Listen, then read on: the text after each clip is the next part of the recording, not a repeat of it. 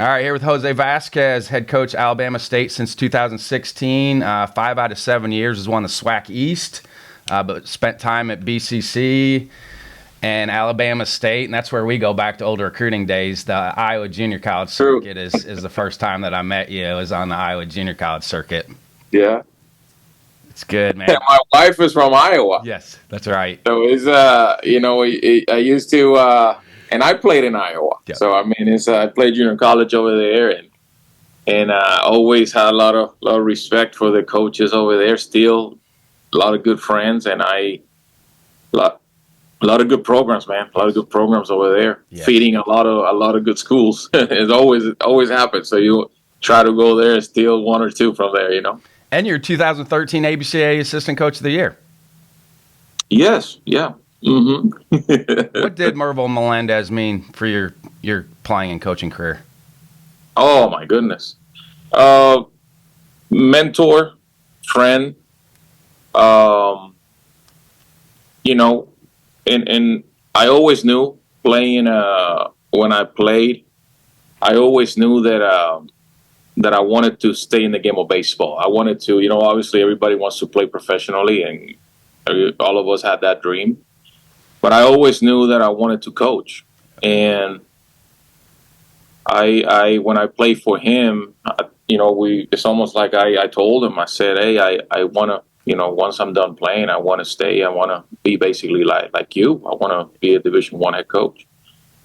And he was the one that believed in me and gave me an opportunity. And I mean, obviously, grateful for the rest of my life, because he's the one that believed in me. And we did some good things when I played for him. I think we accomplished some things that in his career, I think they were the first. We won 39 games. We won our regional game in the Gainesville Regional. We had a really good team, and won the conference. And like I said, as soon as I was done, I needed a semester to graduate, and he said, I got you, and I want you to be part of my staff. And then we were together for 14 years, and then we took on this program in the summer of 2011 here at Alabama State. I came with him as an associate head coach, and we did some good things in here. And I think once again, my career, like I said, a mentor, a friend, somebody that I look up to, and I talked to him not too long ago, actually. Yeah. Mm-hmm. Who impacted you the most as far as getting to the States to play? Well, you know what? We just played UMES, and it's a kind of like a crazy story. But the head coach at UMES, which is the newly, is his first year, Danny Acosta, was getting in the business at that time, and he was helping. He was helping some coaches in the U.S., and he was the one that recommended me to go to, at the time, an NAIA school in Iowa. I don't know if you remember, but Westmar University, powerhouse at the time, NAIA.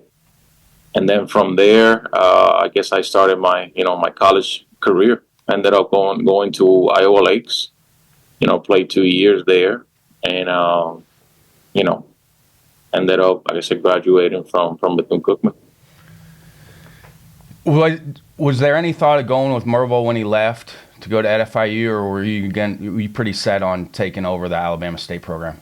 There was a thought. There was a thought. I think it's in a way, professionally, I felt ready, to be in charge of a program. And when I had that conversation with him, he understood, and he was extremely happy that I was going to be able to be in charge, and once again. But there was, as far as your question, yeah, there was a thought, we talked about it. We, communicated what the plan would have been. But at the same time, I also, told him, I said, I think, I feel that I'm ready, and I wanted his blessing, and I got his blessing, and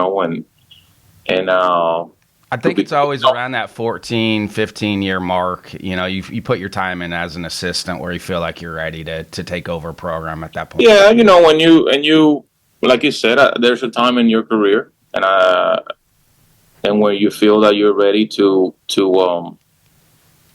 get that opportunity and make certain decisions. And once again, I felt ready in a lot of areas, managing the program and managing the game. And like I said, he was really good to me. I learned a lot of the things that we still do are things that I learned, under him, and we did together. So, I obviously, just like everything, you twitch some things here and there and what you want to do, I guess, or... What did you tweak? I mean, what were some things you tweaked going from an assistant to head coach? I tweaked a little bit. Probably on the recruiting side, I went a little bit based on more left-handed pitching. We kind of and a little bit more of the power guys that can hit doubles and home runs. I think when we were together, we obviously wanted to have a combination. We were general managers of putting really good teams together. So I just went away with maybe a little bit of the athleticism, and then we just went a little bit more with certain, guys that could hit doubles as the game changed, and obviously we just little things like that. And it looks like your roster's pretty traditional with high school kids and then junior college transfers. We still, I think that I don't know if we're the norm, but we still have an intent to get the high school, players that we feel that can come in and help us. Right now, I have 3 freshmen in the lineup, and I got some freshman arms that are starting on the weekend. So we that I don't think that's gonna change. Obviously everybody, the portal has changed some things, but we still very intrigued by the development aspect of the player. And I think in a way is what we have known and done for years. So I don't think, you do want the experience. At the end of the day, you want to have a little bit of a combination, because freshmen, they're good players, but at times, they haven't been in certain situations, and they're going to be freshmen. But then again, you see the maturity quicker than if they just play after their junior year or even sophomore year. Right now, my catcher, for example, played all 56 games last year. He's a sophomore, and he plays like he's a senior, just because everything that the game can bring to you, he's already been through it. So it's one of those guys that as a sophomore, he becomes the leader of your team. How fast was it for him in the beginning last year, freshman year? I think that's the hardest position for freshmen. Absolutely. Catching. I think catching's the hardest position for freshmen. It was fast because you always have to have the mindset, right, as a coach, into where he needs to understand that the hitting is secondary, because you got to leave your emotions behind when you have a bad at bat, and we need you to play good defense. We need you to still go out there and play hard and block baseballs and try to steal a couple of strikes and things of that nature. So it's hard because that's not too many guys. A lot of as a lot of baseball players think it's all about the offense. And when you're playing that position, when you're a shortstop, when you're a catcher, what we want is just be steady. Control the pitching staff, and he was able to do that. Very mature young man, and once again, his defense ability, athleticism, is fun to watch. Did you have to change your management style at all going to head coach? I mean, I've known you forever. I knew you were going to do a great job as a head coach, but did you have to switch anything management-wise now that you're really? Making the lineup?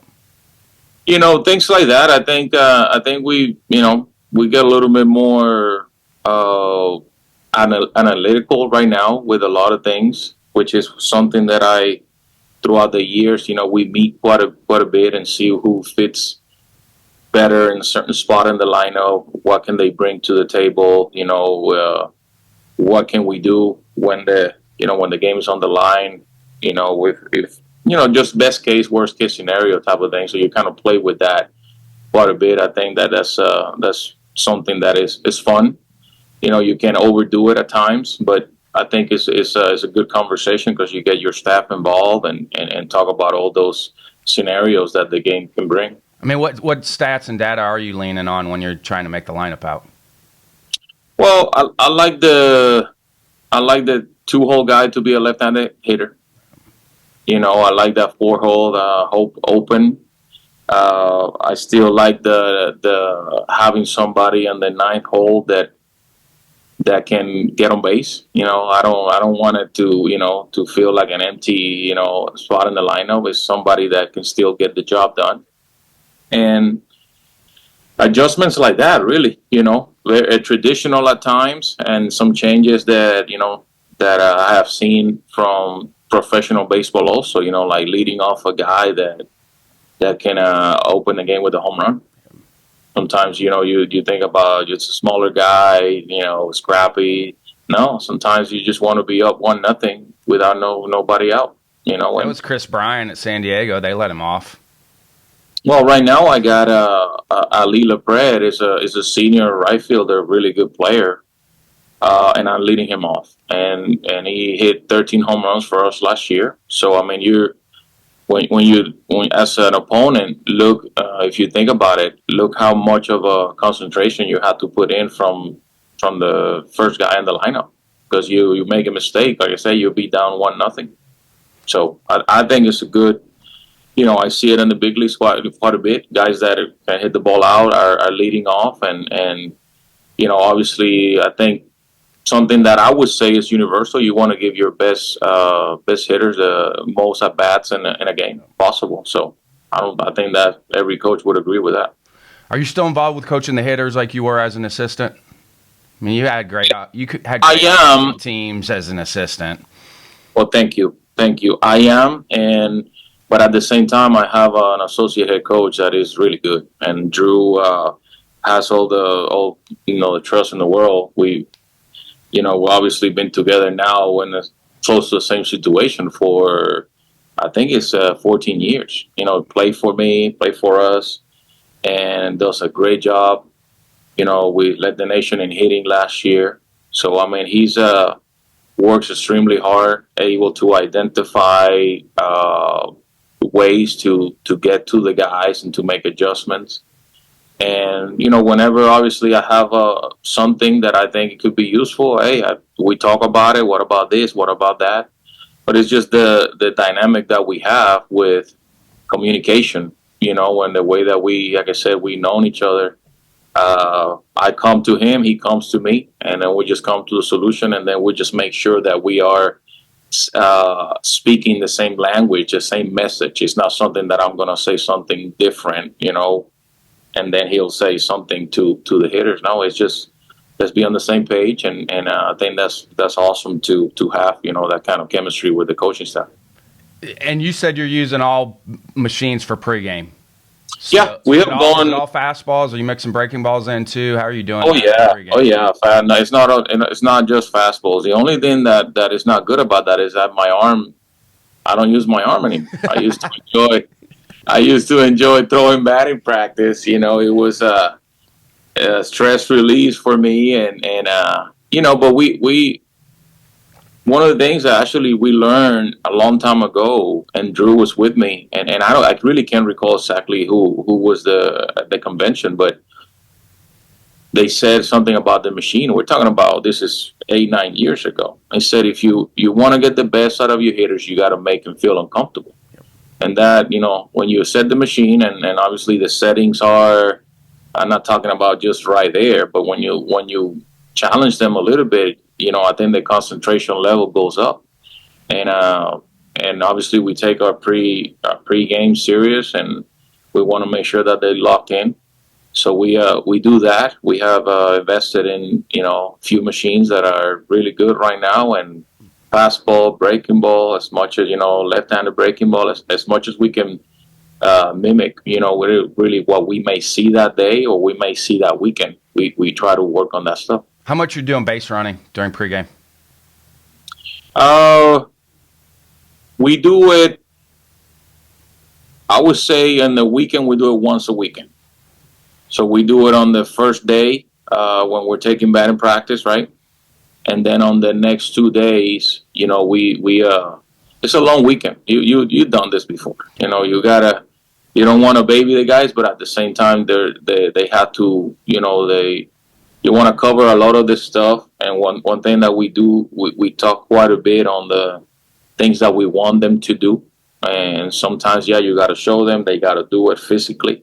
But I think it's a lot of communication on what we want them to do in game-like situations. So we do it, but we don't do it, for example, 3 times during the weekend and a midweek game. And no, we do it at least once during the weekend. How are you handling volume of throws then pregame too? Like, are you taking in and out every game, before every game? Are you giving them time off? How are you doing that? You know what? No time off when it comes to IO. I'm a little bit old school in there. The throws are minimum. When you have evaluators, right, that are coming to our games daily, I know they want to see that. So, I like to put them in situations where they can see. Some of them, that's their best tool. Some of them are playing a particular position because they can do certain things. And I think it's a way for them to not only get to know the field that we're playing in, but also to show those tools to hopefully get looked at and get a chance to play beyond the college level. With your week rotation, are you traditional? Is it Friday, Saturday, Sunday start, or you've got a midweek start, or are you mixing it up in the middle of the week with your pitching staff? Typically traditional, but this year is once again, we're trying to adapt. We're trying to adapt because we those midweek games, and every game is important to me. I want to win every time that I step on the field. And I think that if we're able to, it depends on the workload, but I'm in the past I haven't been too in favor of just the 1 inning here, 1 inning there. Everybody gets to pitch. I'm more of I want to find somebody that'll give us a chance, whether it's 4 or 5 innings, just keep us in the game, and then we'll do 1 inning after that. Maybe it's just too much game to cover when it comes to because you got to think basic good and bad scenarios too. Sometimes you're like, hey, this guy will give me 2, then this other guy will give me 2, and we're up 4-0. It doesn't happen like that all the time. It don't go like that all the time. So. We talked about that too. So Mondays, those Monday practices, how hard are you going on those Monday practices? No, not too hard. Not too hard. It's like I said, it's taking it out a little bit. Yeah, at that point, what we want to get out of that is, like I said, it's a long weekend. As Sunday, as you know, is always a grind. You always see the team. It's an energy day. You try to, as a coach, from us, we have to bring as much energy as we want the guys to show. Because it's been to whether we won, whether we lost, you still at the end of the weekend, it's been a long week for the guys. So you want to be able to, like I said, you want them to have that energy. And then on Mondays, even though it's a day that you just want to wind down a little bit, you still want them to move. You still want them to get treatment and ice and all that stuff. But I like the fact that we're changing that into let's get something done. Light BP, take some ground balls. Still get in rhythm with things, and then we play that Tuesday, and then Wednesday will become my day off. When are you relaying opponents' stats and going over opponents with them? Are you doing that before the game? Or are you doing that the day before? When are you going over opponents?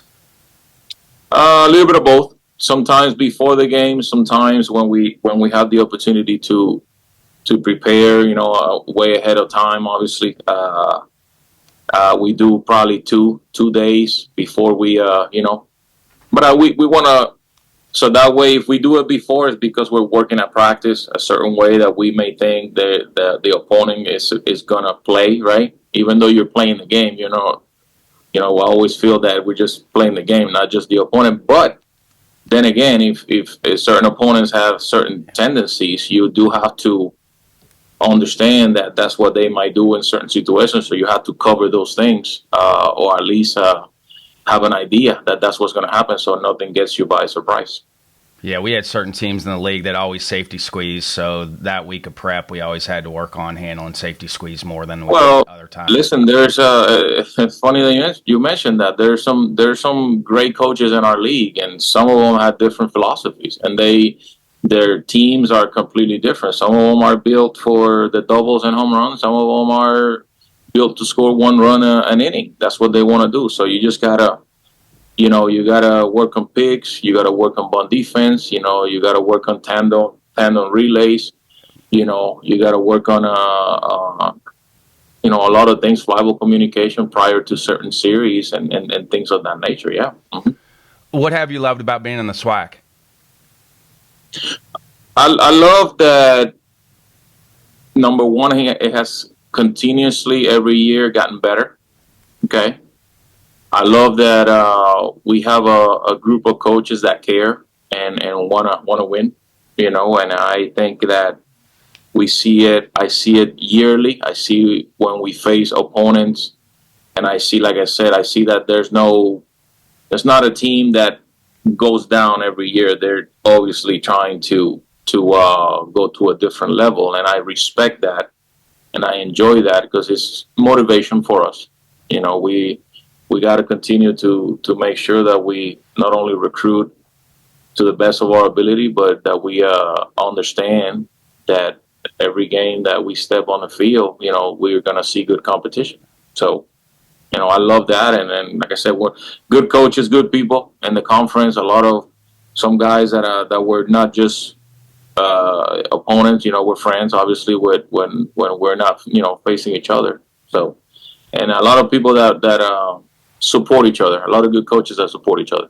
How's the Andre Dawson Classic?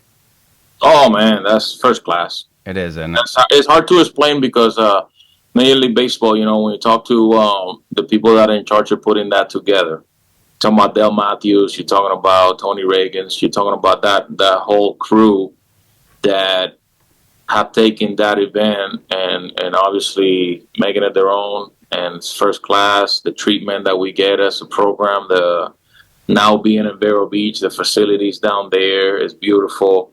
Everything that you can, being on TV, so everything that they have done is an honor for us to be a part of that. And I told told them that as long as they won Alabama State to be a part of that event, we will be there. It don't matter where it is. It can be in Alaska, and if we can go, we're going to be there. So it's a good thing.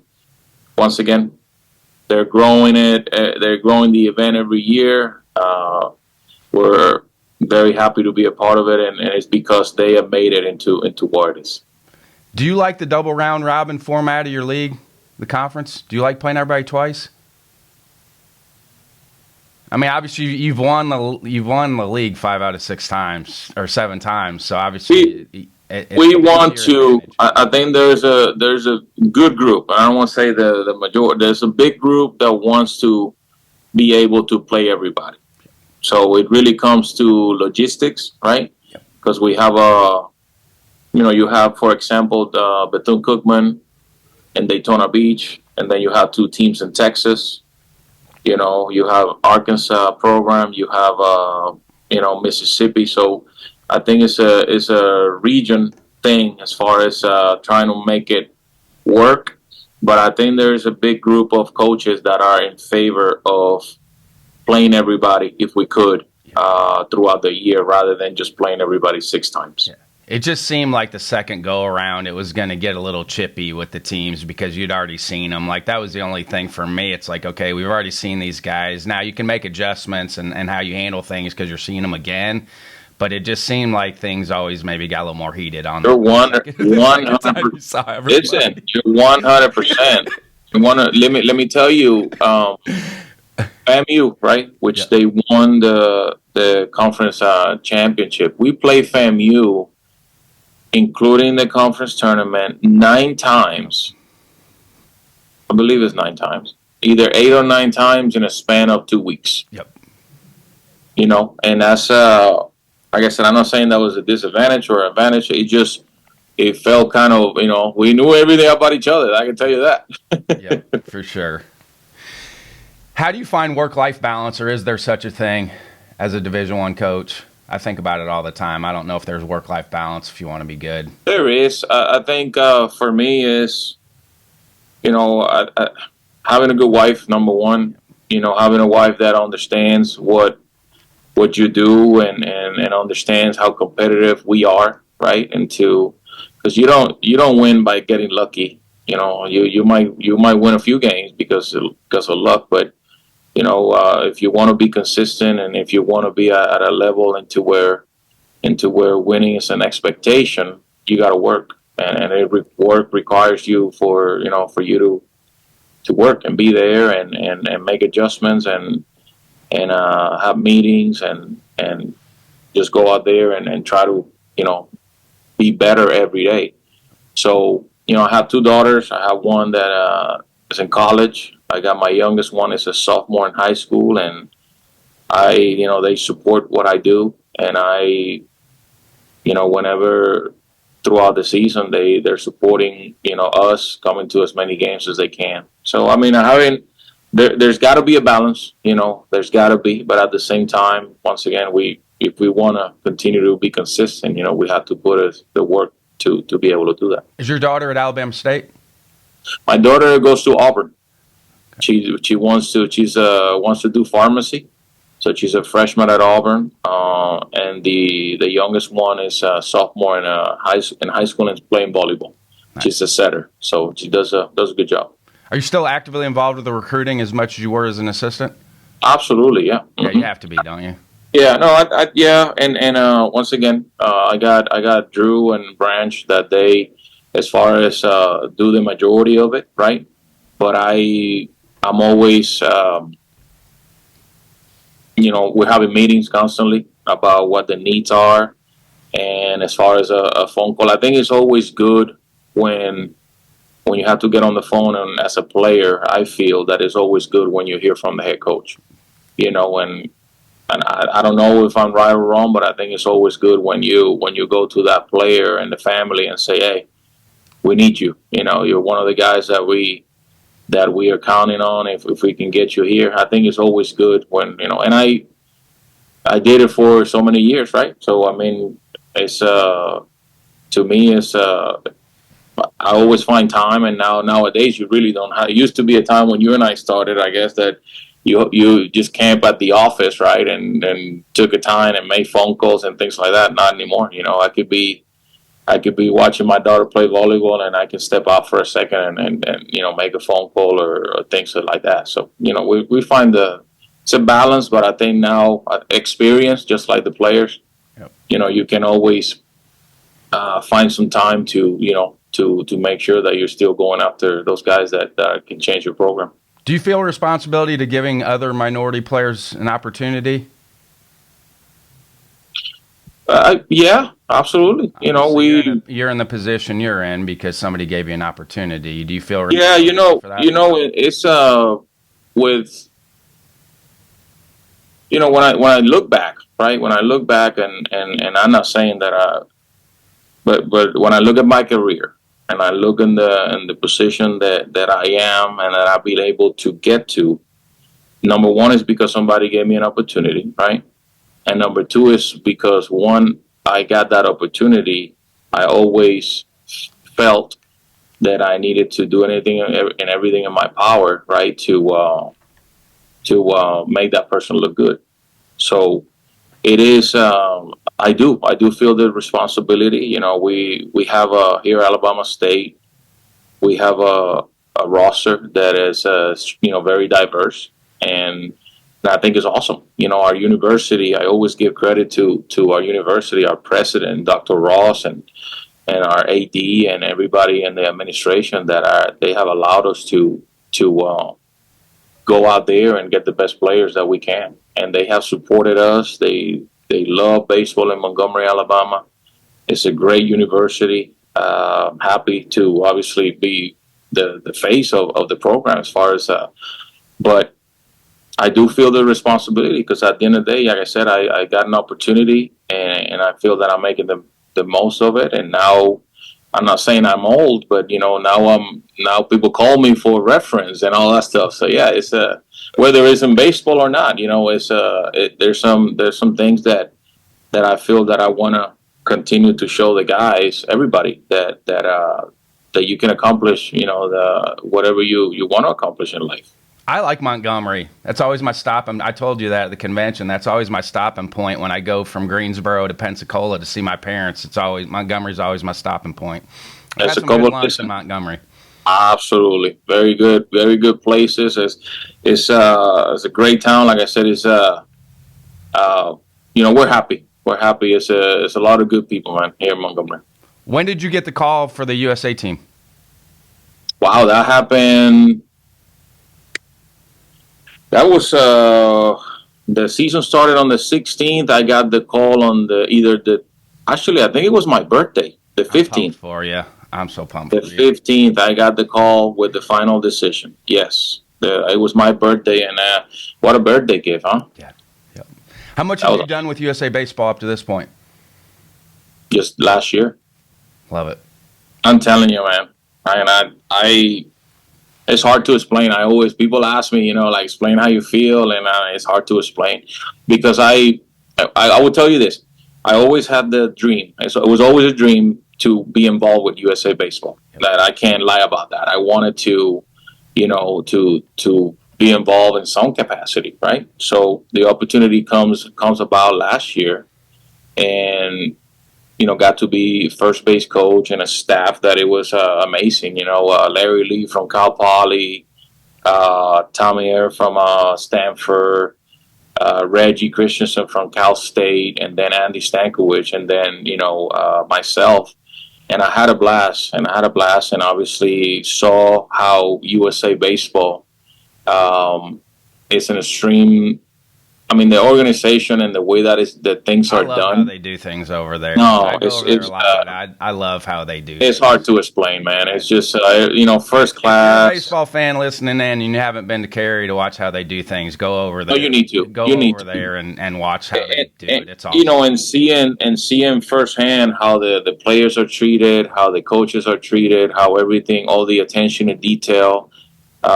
How much it goes into making sure really that everything is taken care of. You get the level of appreciation. It just goes to the roof.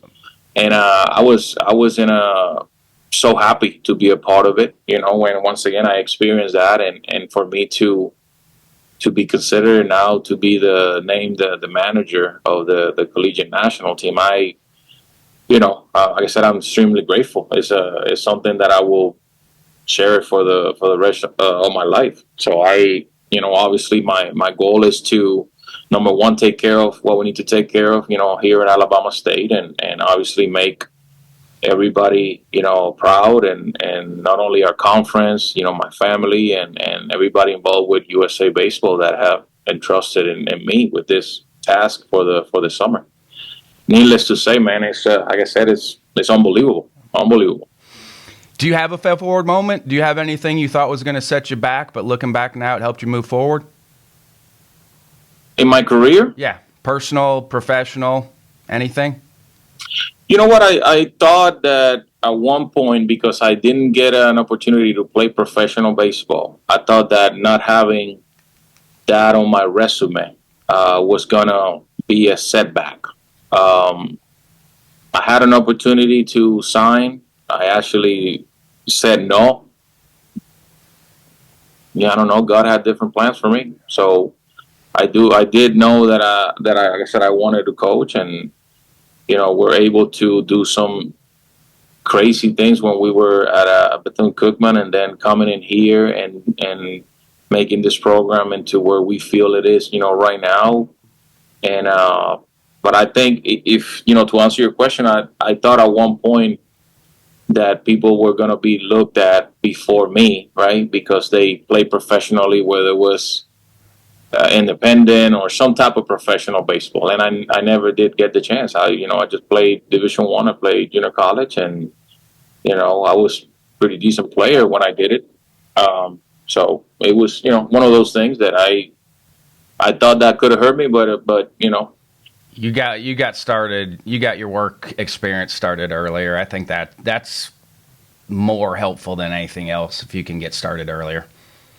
Well, and that's, and it's true. I started as soon as like I said, I was a student assistant first, and I remember the true meaning of climbing the ladder, really, little by little every year. From student assistant to second, and second assistant, and then from second assistant was named recruiting coordinator. First assistant, and then associate head coach. And then, so I went through all the little, the steps that are necessary, in my opinion. And that's what you probably want to tell young coaches nowadays. They, just like in a lot of areas, you have to go through the process, entry level position type of thing. Some guys get to be managers right out of college. Some others, you have to go through the certain steps. But I wouldn't change anything, because it allows me to cover so many areas, into where now as a head coach and leading a program, you kind of have a good idea of what everything needs to be lined up in order for you to be successful. How did you handle your relationship with those guys at Bethune that you had played with now that you're coaching? Give me a little more than that. What do you mean? I'm just saying, because I had to do the same thing where you're not teammates anymore. You're now you're talking about as soon as I was done playing. Yes, you're a student assistant. That was tough. That was tough, because there's times that very early you have to be able to show that capacity of turning that switch into where, hey man, like I'm not that I'm at a different level, but we're not the same. You're a player, I'm a coach. So, and it wasn't anything personal. I remember early in my career, I did get on one of the players for not hustling, and he's looking at me like, hey, you're my teammate. And I'm like, no, I was your teammate. Now I'm your coach, trying to get the best out of you. But I think I handled it pretty good, still in touch with a lot of the guys that actually were teammates, and then had a year left or 2 years left. And but it was easy transition, but it also helped because Melendez was allow me to, hey, this is an extension of me, so basically when it's not like he would stick for the players first, like obviously he'll look at certain situations and be like, hey, you got to treat coach just like if it was me. So yeah, it was 2001. It was when it was Tallahassee Regional. Bethune was in there, Evansville was in there, and Florida State was in there. I can't remember who else was in there. That was, I think that was actually before my time. Yep. That was before my time, and I do remember, if I'm not mistaken, there was Mark Woodyard. I think he pitched against Florida State, had him on the ropes. Yes, for sure. Bethune should have beat Florida State. And then he ended up making it to the big leagues. Yeah, that pitcher. Griffin was on that Florida State team. That team could bang it around, that Florida State team. Evansville should have beat Florida State, too. They got beat in the night game. They should have beat Florida State, but they threw it away. Shout out Ryan Connors, one of my former teammates. I was actually coaching at JMU, and we were done playing, so I actually came before I went and coached summer ball. I was heading to the Cape that summer, but I had a weekend off before I had to go up there, and so I went and watched that regional. And yeah, both those teams should have beat Florida State. Hard and then Florida State at home, though. Oh, they had that magic. We went there a couple of times, and it is, as you say, it is very hard to beat them at home. Yes. Even it didn't matter the scenario, midweek game, weekend series, or regional. It was a tough environment, and obviously always talented and well coached. So, you have any morning or evening routines you do every day? You're in good shape. So, do you have anything you work out at all? Yeah, not as hard as I used to, but I stay. I try to go to the field probably 2 hours earlier than normal, and just kind of move around over there a little bit. I got the weight room is close to my office. So go in there and just maybe a beach workout, arms and tricep and a little bit of chest, but still, I have to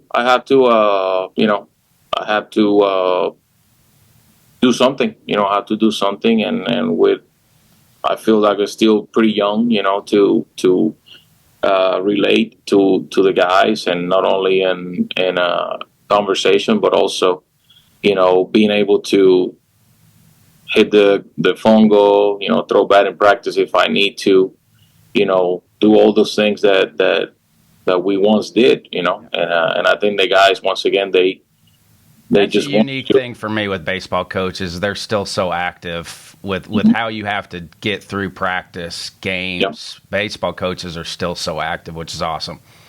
Well, and mentally, it's draining. You've been through this. It's draining. You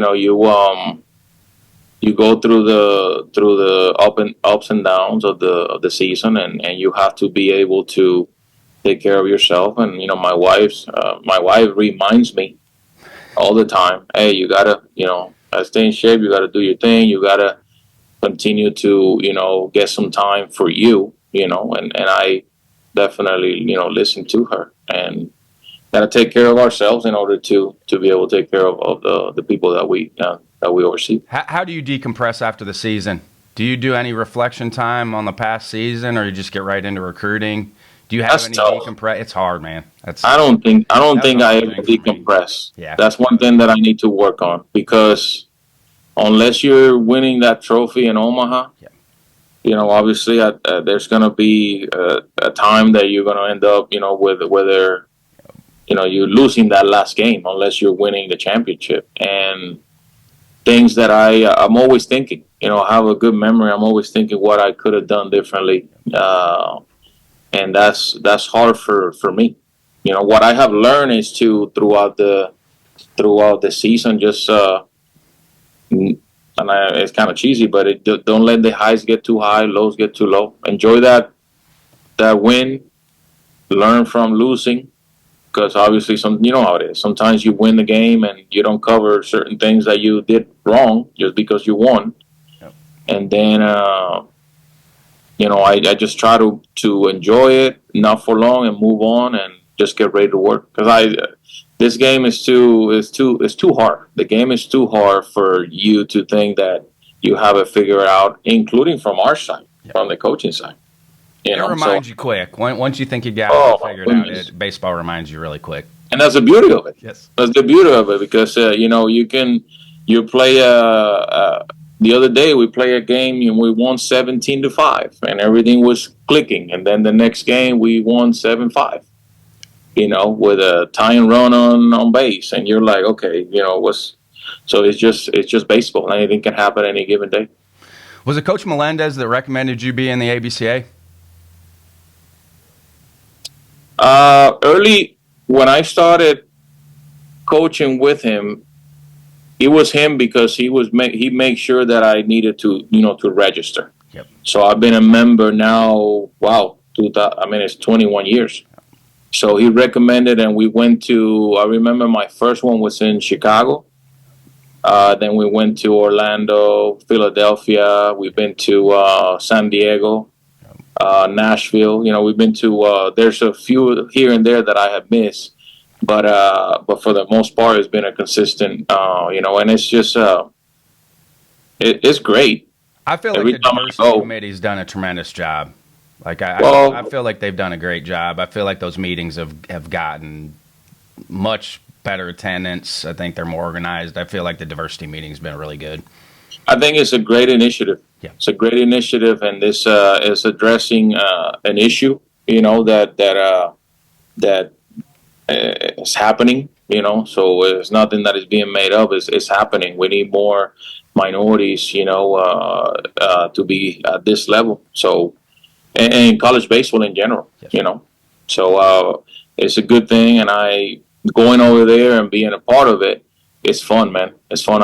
This one, the one that we just had, it was fun for me. A lot of good people that I saw, and it's always good to interact with people that are really friends. What are some final thoughts before I let you go? You're right in the middle of things here, so you better get back to the field. What are some final thoughts? Number one, thank you for having me. College baseball is a great game. I have seen it grow to the level of the magnitude that we have right now, the coverage that we're getting, the touch of a button, we can see so many games on a Tuesday or throughout the weekend. You can see the game changing a little bit with everything we got going on, from analytics to programs that really want to win and understand that baseball is a sport that people love, nationally. So I would say just, continue to follow what we're doing for the people that are there. Continue to understand that we do it to, obviously we want to win, but at the end of the day, we want to try to help this young men become, better people. And, even though we're going through different stretches in life and all that stuff, at the end of the day, that's what the ultimate goal is. And I think you can do both. I think you can take care of guys and care for them and also win some games and then as you do that. So attendance has been great. Everywhere I've been, even if the weather hasn't been great, attendance has been phenomenal the last 3 weekends. It's awesome. Phenomenal. Like I said, it's changing for the better. I think the competition, everybody, in my opinion, all teams, that's the great thing for me is. Well, if you think about it, if you go into a college baseball game, you're going to see two really good teams go after it. And that's what's happening. The ultimate measure right now is that you're going to you have seen some upsets, and you're going to continue to see them. Because guys are getting better, and there's in a way, I do have to say that the draft being just 20 rounds is allowing for a lot of guys to see college, and I think that's something that a lot of programs are going to benefit from it, So you get a chance to help develop those guys. It's fun, man. Like I said, I love the coverage. I'm excited about what's happening with us. I'm excited about Team USA and getting an opportunity, like I said before, to do that and do it out of our conference. I think it says a lot of the kind of baseball that we're playing and the respect that we're getting nationally. Yep. All right, Jose. Thanks for your time, man. It's always great seeing you, sir. All right. Take care.